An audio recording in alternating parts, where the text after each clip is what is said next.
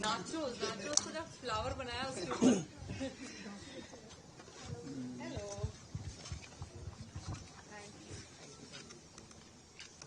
Light जलाओ ना यार। और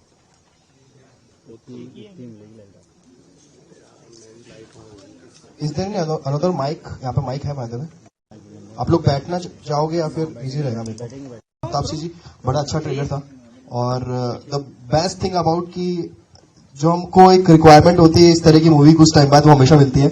और मुझे जानना है कि आपका और अनुभव सर का कोई ग्रुप बना हुआ ऑलरेडी पहले वाला, कि उसी ग्रुप पे एक ग्रुप बना हुआ हो पूरा जिसमें थप्पड़ और मुल्क लिखा हुआ, उस पर मैसेज आया था कि तापसी एक मूवी और है, कुछ करने हुए सीन है प्लीज। आई थिंक ये मेरा नेपोटिज्म है। नहीं, एक बार क्या होता है, मेरी एक्चुअली फिल्मोग्राफी अगर किसी ने कभी ऑब्जर्व करी हो तो मैंने काफी बार सेम डायरेक्टर्स के साथ दोबारा काम किया है, चाहे वो डेविड धवन हो, चाहे वो अनुराग कश्यप हो, चाहे वो अनुभव सिन्हा हो। तो मेरे काफी फिल्मोग्राफी में आप रिपीट देखेंगे।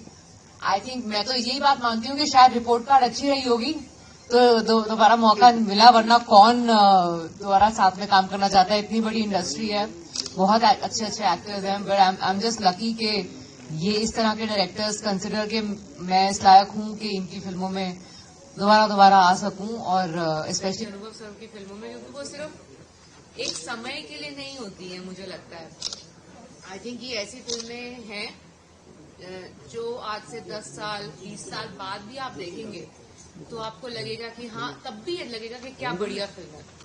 तो ऐसी फिल्में बहुत कम एक्टर्स को नसीब होती है जो टेस्ट ऑफ टाइम सर्वाइव कर सकती हैं।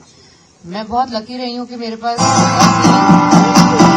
बड़ी सारी, मैं कह सकती हूँ, फिल्में हैं जो काफी सालों तक याद दोबारा देखी जा सकती हैं, रेलेवेंट रहेंगी। Ma'am, what was your first reaction that time? Like आपने देखा कि यार ये, क्योंकि आई गेस ये ऑन पेपर ऑफिशियली होगा कि per day 80 cases I guess आ रहे हैं, और आई गेस इसलिए नाम रखा गया है 80, और अनऑफिशियल आई नो बहुत ज्यादा भी होंगे।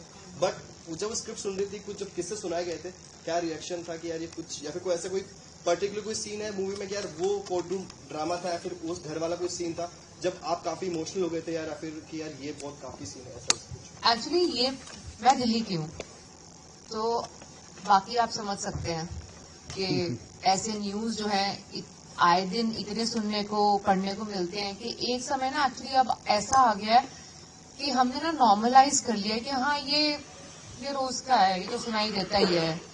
जैसे चोरी चकारी हो गई वैसे रेप भी हो ही गया, मतलब इतने केसेस हो चुके हैं, हर रोज 80 होते हैं अगर ऑन एन एवरेज। तो ये बड़ा नॉर्मलाइज सा क्राइम अब साउंड करने लग गया है। वही चीज जो है ना, वो अपने आप सोच के मुझे थोड़ी सी डिस्गस्टिंग सी फीलिंग आती है कि हमने कैसे ये चीज जस्ट बिकॉज बहुत सारी हो रही है अब हमने नॉर्मलाइज कर दी है। मैं अभी कुछ दिन पहले जो ये केस देखा, मतलब जिस बारे में पढ़ा कि 6 साल की लड़की का जो रेप हुआ, हालांकि हमने जब एक फिल्म लिखी थी ऐसा नहीं था, मेरा लास्ट डायलॉग है जो 8 साल की लड़की का केस लेके आऊंगी। मतलब इट्स स्ट्रेंज दैट ये अभी 2 दिन पहले जो केस पड़ा है उसके जैसा साउंड कर रहा है। 6 साल की लड़की का रेप हो गया, एक तो ये बात है। दूसरा ये पता चला जब कि जिन्होंने किया वो 10, 11, 13 साल के लड़के थे, तो इस चीज से डबल धक्का लगता है कि ये हम कुछ तो गलत कर रहे हैं। तो ये पिक्चर आप इस तरीके से मत देखिए कि हम पता करेंगे कि किसने किया। हु डन इट नहीं होता है, ये हु डन इट नहीं है, वाई डन इट। मतलब आपको बिठाया जाएगा जज की सीट पे। जो ऑडियंस है इस फिल्म को जब देख रही होगी, आप ना जज होंगे और आपके सामने जो चीजें खुल के आएंगी आप जजमेंट देंगे पिक्चर से निकलने के बाद कि आपको क्या लगा इस केस से, आपका क्या जस्टिस था, आप देंगे इस पिक्चर के बाद। ये इसलिए थोड़ी सी स्पेशल अलग तरीके से दिखाई हुई फिल्म है, वरना ऐसा नहीं है कि रेप या मॉलेस्टेशन पे पिक्चरें पहले नहीं बनी है या केसेस ऐसे नहीं दिखाए गए, बट इसका जो नजरिया है ना इस समय वो थोड़ा सा डिफरेंट है, इसलिए ये फिल्म मुझे लगा कि जरूर करनी चाहिए। दूसरा, अगर आप मूविंग किसी सीन की बात करें तो इस फिल्म के अंदर ना अनलाइक मैंने पहले मुल्क करी थी सर के साथ, कोर्ट रूम ड्रामा था, उसमें भी मैं लॉयर का किरदार था। उसमें और इसमें बहुत बड़ा एक डिफरेंस ये था कि उसमें मैं अपनी एक फैमिली का केस लड़ रही थी जो कि आपका निजी हो जाता है, आप एक इमोशनल तरीके से लड़ते हैं। यहाँ पे मैं professionally as a lawyer hired lawyer हूँ इस पिक्चर के अंदर, तो एक उस तरीके का आपको जो डिफरेंस है वो दिखेगा इसके अंदर मुझे लगता है। और सब इसके बावजूद एंड तक आते आते इसके ये किरदार इतना इमोशनली इन्वेस्ट हो जाता है इस पर्टिकुलर केस के अंदर कि जो फाइनल सीन है पिक्चर का, जो समेशन है पिक्चर का, वो मेरे लिए बहुत मूविंग था। वो एक ही टेक है, एक ही बारी शूट किया गया है, वो एक सिंगल शॉट का समेशन है। मुझे अनुभव सर ने, मुझे याद है, एक तरीके का चैलेंज हो गया था मेरे लिए, क्योंकि हमारा शूटिंग टाइम खत्म हो चुका था और सर ने कहा था बस ये आखिरी शॉट बचा है, मुझे पता तू एक टेक के अंदर कर ही लेगी, और वो कुछ 1.5 पेज का डायलॉग था। उन्होंने कहा मुझे पता तू एक टेक में कर लेगी, टाइम ज्यादा हो गया, मुझे बाकी शॉट लेने दे, ये ना एंड में बस मैं एक क्लोजअप लगा के दे रहा, ये एक शॉट में कर दूंगा। अब इतना उन्होंने बोल तो दिया, बिकॉज वी वर्क टुगेदर 2 फिल्में पहले, तो वो आई एम ग्लैड कि उनको कॉन्फिडेंस है मेरे पे, बट वो पिक्चर का सार था मेरे लिए। और वो ये जिम्मेदारी दे देना कि अब हम ओवर टाइम जा चुके हैं, मेरे पास ज्यादा टाइम नहीं है, एक ही टेक दूंगा और जल्दी से कर लेना। वो उस टाइम इतना प्रेशर महसूस हुआ, तो कि वो जब आप पिक्चर में देखेंगे, आई थिंक जो ओपनिंग था, जो एक उस दिन 80 केस रिपोर्ट हुए, वो उसी सीन का एक छोटा सा हिस्सा है, वो काफी लंबा शॉट है, सिंगल शॉट है, देखेंगे तो पता चलेगा वो बहुत बहुत इमोशनली ड्रेनिंग था। अब इससे ज्यादा मैं कहूंगी नहीं, पिक्चर देखिए बस। Thank you so much. अच्छा, क्वेश्चन करते करके प्लीज सर थोड़ा सा मैं ये जानना चाहूंगी कि इस फिल्म का जो पोस्टर है, इसमें जो काले छींटे लगे हैं, हाँ, ये इनके काफी छींटे विचलित करता है जी। सेकंड बात ये आती है कि आपने कोर्ट रूम में जो किया है और वकील के रूप में आपने इसमें किरदार निभाया, उसमें आपको कितने चैलेंजेस हुए। उसके साथ साथ में आपने हमेशा टैक्स से पीआर यानी जो पेड पीआर उसकी भी बहुत खिलाफत की है। अब इन सब बातों को लेकर आपका क्या विजन है बताना। यहाँ पे बड़े सारे क्वेश्चन एक ही बारे में सोचा कि सब पूछ लेता हूँ मैं को का जी। ये तो जो पोस्टर की जहां तक की बात है, ये तो अनुभव जी के सिलेबस का क्वेश्चन है, क्योंकि ये तो उन्होंने डिसाइड किया था कि ये इस तरीके का। आई डोंट थिंक ये विजुअल्स आपके लिए नए होंगे, क्योंकि आपने वकीलों के मुंह पे इंक गिरी हुई वाले विजुअल्स काफी बारी देखे होंगे। हाँ, सो एग्जैक्टली, सो आप समझ सकते हैं कि ये होता है, बट किस सर्कमस्टेंसेज में ये मेरे किरदार के साथ होता है, वो शायद देख के एक सेकंड के लिए झटका लगेगा आपको। वहां पे वो है ही ऐसा विजुअल, वो है ही ऐसा मोमेंट। और ब्यूटी ये है कि एक पूरी हियरिंग शायद आप उसी के साथ देखेंगे मुझे करते हुए, वो आपके लिए, वो जनता के लिए, क्योंकि अब तो खैर स्ट्रीमिंग होने लग गई है, जो कोर्ट में होता है उस चीज की लोग देख सकते हैं, काफी सालों से नहीं हो रही थी, तो शायद अब आप पहली बार देखेंगे कि एक वकील जब ये होने के बाद भी अपना काम आगे कंटिन्यू करता है तो कैसा लगता है, और उसको कैसा लग सकता है वो करते हुए, वो भी देखने को मिलेगा।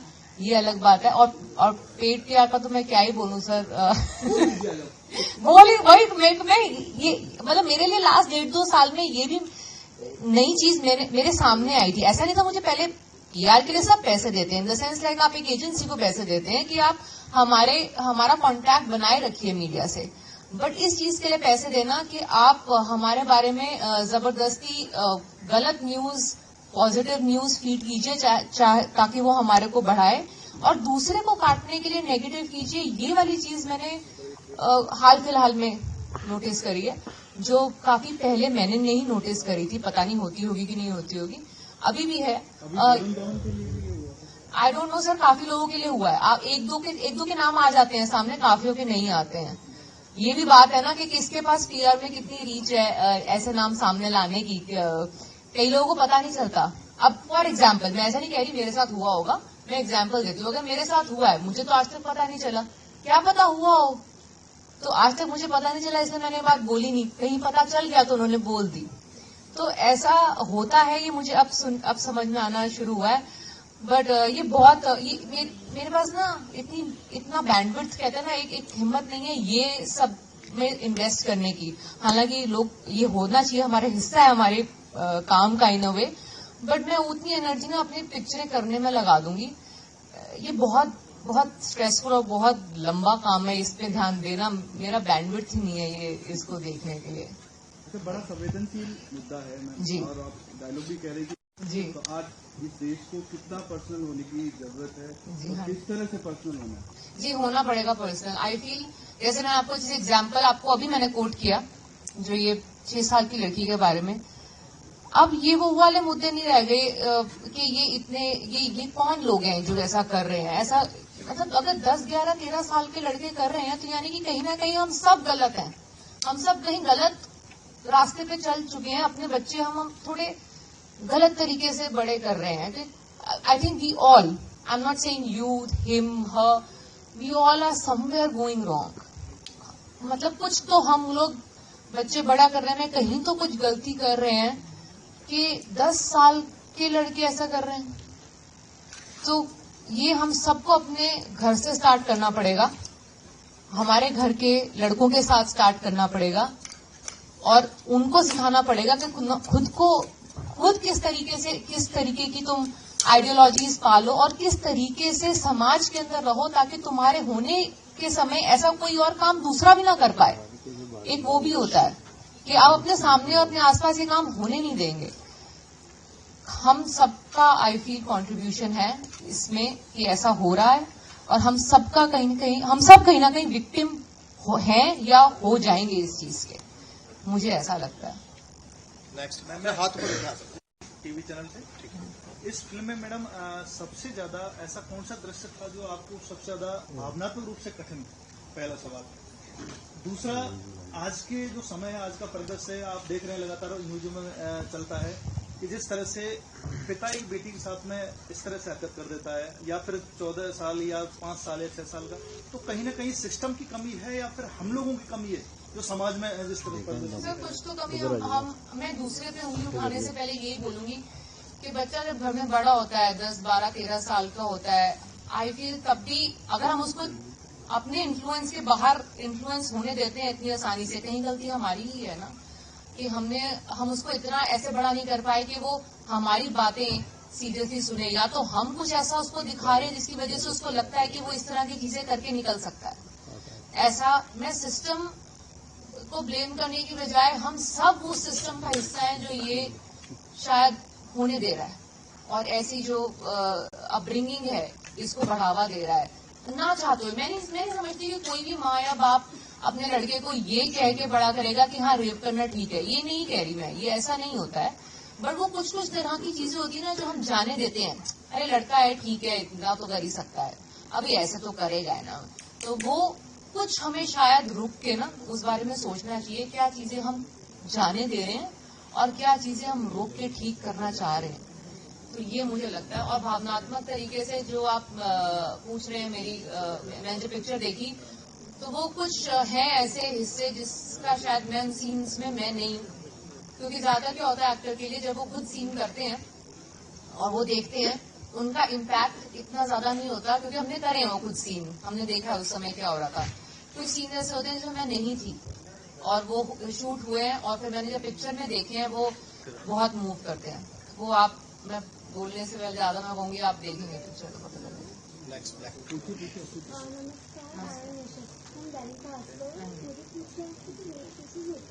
उसमें सबसे पहले होता है विक्टिम ब्लेमिंग होने लग जाता है कि लड़की ने भी कुछ गलत किया होगा या फिर उसने ऐसे कपड़े पहने होंगे या फिर वो झूठा रेप का केस कर दिया। तो जो आपने एक एग्जाम्पल दिया था 6 साल की बच्ची वाला दिल्ली में, उसमें से एक माइनर की मदर ने कहा था she deserve to be rape. तो ऐसा कुछ हम इस मूवी में भी विजुअल देखने को मिल सकते हैं या फिर विक्टिम ब्लेमिंग हो रही हो वो तो आपको ट्रेलर में आपने ट्रेलर में देख लिया होगा, उसमें वो बोलता है कि लड़की की रजामंदी के दिन ऐसा होता है क्या कभी, एक इंसान बोल ही रहा है ट्रेलर के अंदर, आपको वो वाला पहलू भी दिखेगा। बट वो देखिए ब्लेम गेम तो एक ह्यूमन प्रवृत्ति होती है ना, आपको आप पे अगर एक्यूजेशन है किसी चीज की तो आप बोलेंगे कि अच्छा नहीं ये इसकी वजह नहीं, मेरा नहीं है, ये इसकी वजह से नहीं, ये नहीं उसकी वजह से, क्योंकि विक्टिम तो ज्यादातर केसेस में इमीडिएटली बोल नहीं पाते या आपके सामने ब्लेम नहीं कर पाते, ऐसे स्टेटमेंट्स नहीं देते हैं। तो जो देते हैं अब वो लोग किसी पे तो डालेंगे ना ब्लेम, खुद पे तो लेंगे नहीं। खुद पे कितने इंसान हैं जो खुद पे ब्लेम लेते हैं किसी भी चीज का। हम तो आजकल किसी को कोई धक्का मार के नीचे गिर जाता है, उसको भी धक्का मारने का ब्लेम तक नहीं लेता कोई। नहीं मुझसे नहीं हुआ, इसने नहीं देखा होगा, ये ऐसे गिर गया, वहां तक का ब्लेम नहीं लेते। तो कौन सा इंसान रेप का ब्लेम लेगा अपने ऊपर? उसे किसी को तो डालना पड़ेगा। अगर अपने पे नहीं डालेगा तो बची विक्टिम उस पर डाल देगा। ये तो नहीं बोलेगा कि नहीं वहां पे 4 लोग खड़े थे जो मुझे बोल रहे थे रेप कर नहीं तो तुझे गोली मार दूंगा, ऐसा तो नहीं बोल सकते। तो फिर ऑब्वियसली उनके पास बची विक्टिम। तो ये तो कोई नई चीज नहीं है। एंड आई थिंक जो लोग शायद रीजनिंग उनके दिमाग में खत्म हो चुकी है, वो अब ऐसी चीजों का सहारा लेते हैं कि कपड़े थे, समय था, कुछ जो भी आप कह लीजिए, इसके तो रीजन ही खत्म नहीं होते। हर बार कुछ नया लोग ढूंढ ही लेते हैं, क्रिएटिव बहुत हैं ऐसे लोग। लास्ट में सर आपका नाम और आप कहाँ से खबर पाते हैं जी। वैसे तो आपने बहुत अच्छे किरदार किए, अलग अलग तरह के किरदार किए। अनुभव जी ने आपको किस क्वालिटी को देख के आपकी बात हुई होगी, क्या आपको लेना चाहा, कास्टिंग किस रूप में हुई, बात हुई होगी आपकी, जो आपने देखा जो ये इसकी हीरोइन है, जो मेन किरदार है, उसको लेकर आपसे क्या बात हुई, आपको कास्टिंग की? जी ये तो अगेन आपने अनुभव जी का सवाल, सिलेबस का सवाल मुझसे पूछ लिया है। बात हुई होगी जी। यूजुअली वो मेरे को ऐसे किरदार देते हैं जो उन्हें लगता है कि शायद थोड़ा सा डिफिकल्ट होगा, तो उनको क्योंकि हमारी वर्किंग इक्वेशन आज तक की अच्छी रही है, तो उनको शायद ये ट्रस्ट है कि जो चीज उनको थोड़ी डिफिकल्ट लग रही है वो मेरे को दे देते हैं कि हाँ हम कुछ मिलजुल के ये पार लगा देंगे ये किरदार को। तो वो मुझे लगता है उनका भरोसा, मैं उम्मीद करती हूँ इस वजह से है। बाकी पता नहीं, मुझे एक बार उन्होंने एक लाइन कही थी प्रिपरेशन के टाइम पे, वो मेरे लिए बहुत बड़ा कॉम्प्लीमेंट था। पता नहीं उनको भी याद होगी कि नहीं।